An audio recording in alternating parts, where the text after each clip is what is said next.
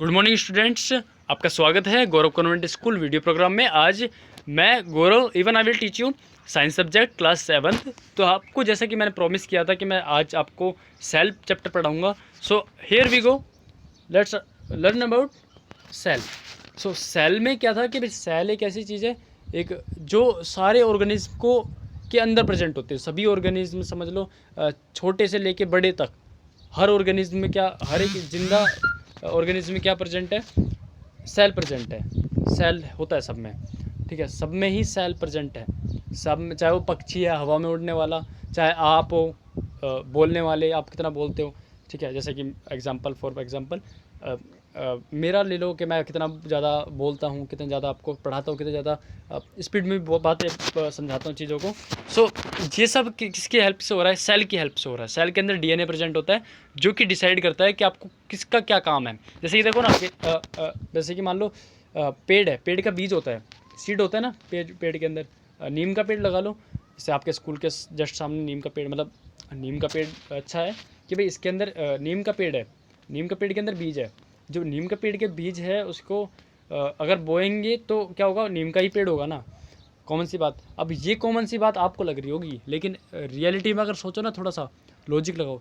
अगर ऐसा हो कि भाई ये नीम का पेड़ है, नीम का बीज है, तो इसको बीज को क्या पता कि मुझे नीम का ही पेड़ बाद में पेड़ ही बनना है, नीम का ही बनना है पेड़।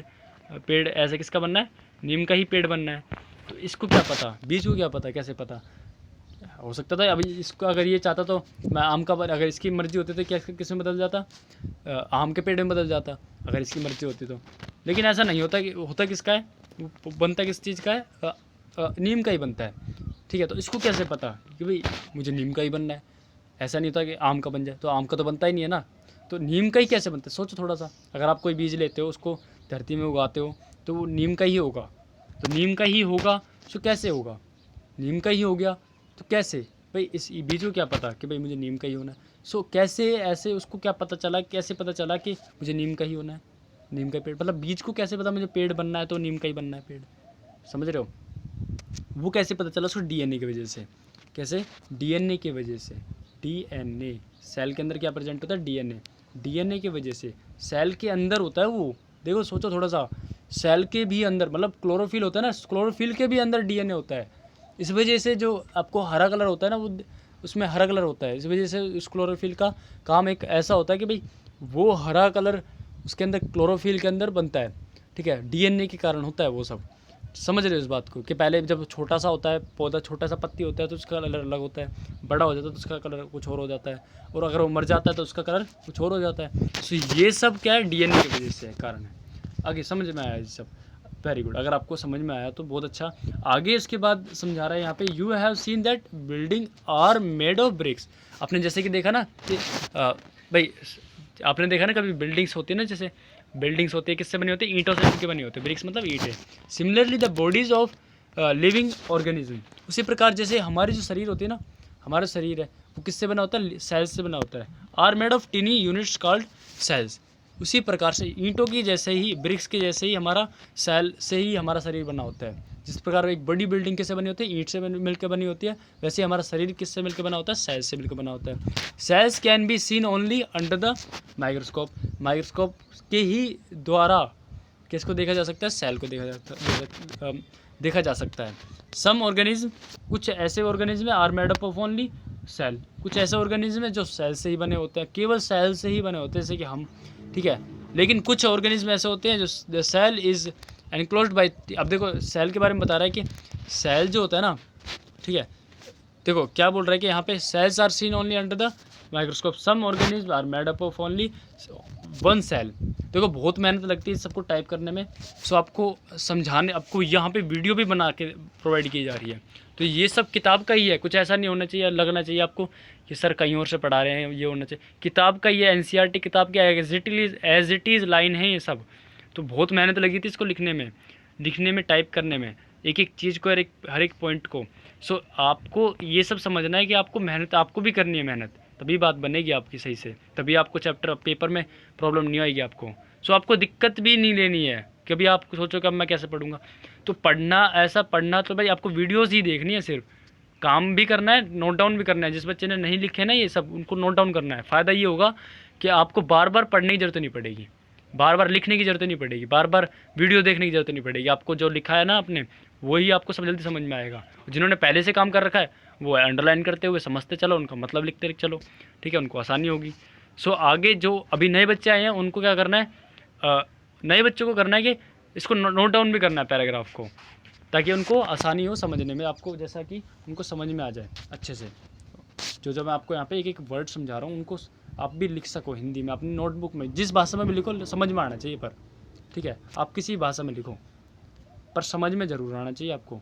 आगे उसके बाद समझाने की कोशिश कर रहे हैं कि सेल से मिलकर बना था। Under microscope some organism are made up of only cell, कुछ ऑर्गेनिज्म किससे बने होते हैं, सेल से मिलकर बने होते हैं। उसके बाद की जो लाइन बता रहा है ना यहाँ पे, वो ये समझाने की कोशिश कर रहे हैं कि the cell is enclosed by thin outer boundary are called cell membrane. एक दीवार होती है, जैसे कमरा देखा है आपने, एक कमरे के अंदर एक दीवारें होती हैं। जैसे आप बिल्डिंग देखते हो, बिल्डिंग के अंदर दीवारें भी होती है ना, बाहर के ऊपर लेंटर होता है, ऊपर लेंटर छत होती है, साइड साइड में क्या होती है, दीवारें होती हैं। तो वो सब क्या सेल के अंदर भी ऐसा होता है कि साइड में दीवारें होती हैं, ऊपर भी दीवारें होती हैं, मतलब चारों तरफ से दीवारें होती हैं, नीचे भी ऊपर भी हर तरफ चारों तरफ से दीवारें होती हैं। सेल के अंदर वो क्या कहते हैं, सेल के अंदर दीवारों को क्या बोलते हैं, सेल मेम्ब्रेन, सेल मेम्ब्रेन।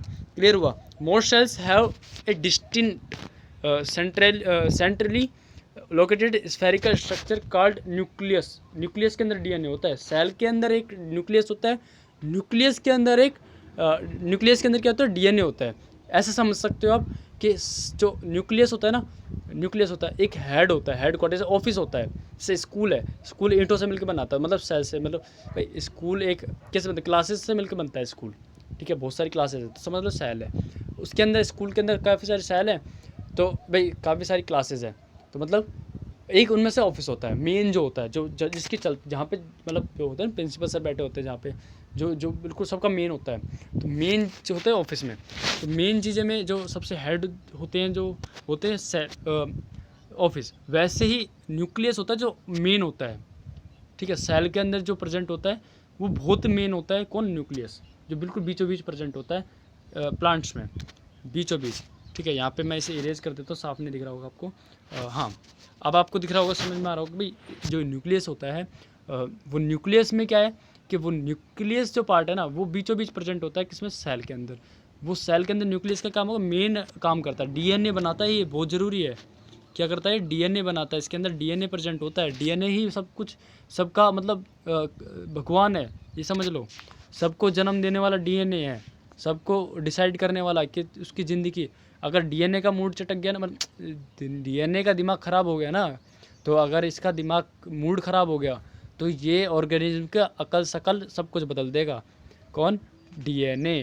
तो डीएनए खतरनाक है, इसकी फुल फॉर्म होती है डीऑक्सी राइबो न्यूक्लिक एसिड, ठीक है, लिख सकते हो आप चाहो तो, डीऑक्सी राइबो न्यूक्लिक एसिड, ठीक है।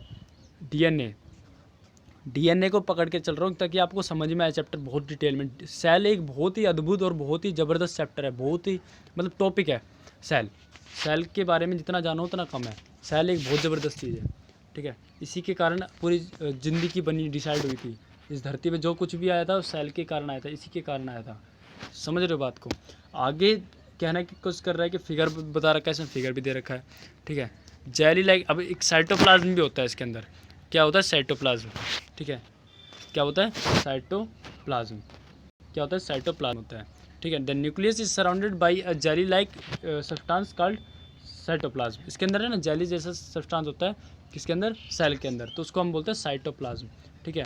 साइटोप्लाज्म लिक्विड जेली जैसा होता है, जेली जैसा होता है, जैसे मान लो कि सेल है आपकी, इस प्रकार से होती है, ठीक है, डब्बे जैसी होती है प्लांट्स की सेल।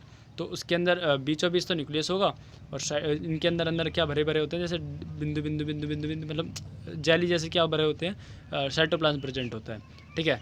क्या होता है, साइटोप्लाज्म प्रेजेंट होता है। ओके, इज इट क्लियर, आपको आसानी हो रही होगी, समझ में आ रहा होगा ना आप सभी को।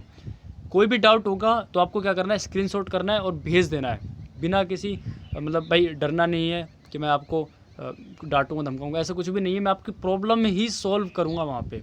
और कभी भी ऐसा नहीं हुआ मेरी क्लास में किसी बच्चे को मैंने किसी को धमकाया उस क्वेश्चन पे। मैं तो आपको ये कह लो कि भाई आपको कोई भी दिक्कत हो ना, 24 घंटे में अगर कोई भी आपको लगता है 24 घंटे से मतलब क्वेश्चन पूछो, आप कोई भी क्वेश्चन आपको हो तो आप पूछो, आपको डाउट आता है दिमाग में कोई प्रकार का, आपको यहाँ समझ में नहीं आ रहा, तो आप पर्सनल नंबर पे क्वेश्चन करो सर, क्वेश्चनिंग करो कि भाई आपको सर मुझे ये समझ में नहीं आ रहा सर, मुझे एक स्क्रीनशॉट कर दो, इस लाइन का स्क्रीनशॉट करके भेज दो मेरे पास, सर इस लाइन में ये वर्ड समझ में नहीं आया अच्छे से, इसको अच्छे से समझा दो। ठीक है, तो मैं आपको ऑडियो के मदद से, ऑडियो यहाँ पे दे रखा है कोने में देखो, ऑडियो की मदद से, जिस ऑडियो की मदद से आपको वहाँ पे वॉइस रिकॉर्ड करके भेज सकता हूँ, भेजूँगा आपको। ठीक है, भेजूँगा कि ताकि आपको वो वीडियो समझ में आ जाए, वो लाइन समझ में आ जाए, वो वर्ड समझ में आ जाए, ऑडियो के माध्यम से मैं आपको वहाँ समझाऊँगा। ठीक है, आपको ताकि हिंदी में बताऊँगा आपको मैं, ताकि आपको किसी प्रकार की दिक्कत ना आए। क्लियर हुआ? क्वेश्चन पूछते रहना है, ये समझ लो अपने पैसे वसूल करने हैं, माँ बाप पैसे लगा रहे हैं ना, तो उनको वसूल करना है अपने सभी ने। सो ध्यान से भी देखनी है वीडियोस, इनको लिखना है नोटबुक में, सीरियस होना है पढ़ाई के लिए। ठीक है, आगे इसके अंदर जो दे रखा है वो ये दे रखा है कि एक तो डायग्राम समझते हैं, इसके अंदर देखो न्यूक्लियस दे रखा है, समझ रहे हो, nucleus, cytoplasm, nucleus, cytoplasm, cell membrane, आया समझ में आप सभी को। लिक्विड फ्लूइड लाइक स्ट्रक्चर क्या होता है, साइटोप्लाज्म होता है, न्यूक्लियस दे रखा है।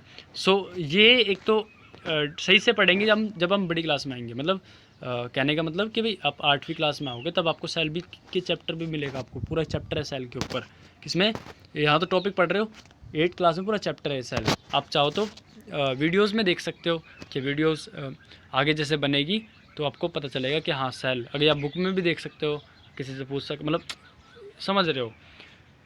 क्लियर हुआ? सो ये कहाँ पे आ गए हम, सॉरी, कि हम भाई ये भी है कि आप क्वेश्चनिंग होगी वो पर्सनल नंबर पे ही पूछोगे, और ऐसा नहीं होना चाहिए कि आप कहीं पे भी पूछ रहे हो। सो इन्हीं पे आपको फ़ायदा होगा कि आपको पर्सनल नंबर पे, जैसे आपके पर्सनल नंबर भी होंगे तो उन पे आपको क्वेश्चनिंग करना है, बहुत ज़रूरी है। आपको बता रहा हूँ मैं आपको इस बात को कि आपको क्वेश्चनिंग करते रहना है, कि सर अगर क्वेश्चनिंग नहीं करोगे तो आपको कुछ भी नहीं आने वाला। और देखो हम एक ये चीज़ें भी समझ लो कि हमने एक तीनों क्वेश्चन कोशिश करी है कि आपको कहीं पे भी दिक्कत ना हो। तो क्या आपने आज की वीडियो देखी, ये ज़रूर बताना है आपने कि आपने आज की वीडियो देखी या नहीं देखी। ठीक है, तो अगर आपको अच्छी लगी तो आपको बताना भी, सर आपको बहुत अच्छी वीडियोस थी। सो इसी के साथ वीडियोस को सेल का टॉपिक आपको ख़त्म होता है, और आपका होमवर्क में भी शायद ख़त्म हो चुका है, जो जिस तारीख का भी था वो। ठीक है, शायद मे भी 23 का था, 23 अप्रैल से। ठीक है, सभी क्लासेस को 23 से मिलना स्टार्ट हो गया था काम। ओके, सो 23 अप्रैल से आपको पता होगा कि डेट इतनी तारीख से स्टार्ट हुआ है काम। सो आपको कोई भी डाउट नहीं होना चाहिए कि इस तारीख is important, date is important. So इधर आपको तारीख दे रखे 4 अप्रैल का काम था। सो आपको पढ़ा दिया गया है, कोई टेंशन वाली बात नहीं है। होमवर्क आपको ज़रूरी करना है। ठीक है, होमवर्क आपका ज़रूर होना चाहिए, कंप्लीट होना चाहिए, साथ साथ होना चाहिए। ठीक है, नेक्स्ट पढ़ेंगे कल से 24 अप्रैल से। ठीक है, कल से। सो क्या पढ़ेंगे भाई, यहाँ पे तारीख दे रखी है ना, 24 अप्रैल ऊपर, 24 अप्रैल, तो यहाँ से अपना काम स्टार्ट करना है। ठीक है, 24 अप्रैल से। सो अपना ध्यान रखें, ख्याल रखें, घर पे रहें, मम्मी पापा का ध्यान रखें, मम्मी पापा आपका ध्यान रखें। सो स्वस्थ रहें। धन्यवाद, शुक्रिया, गॉड ब्लेस यू, बाय।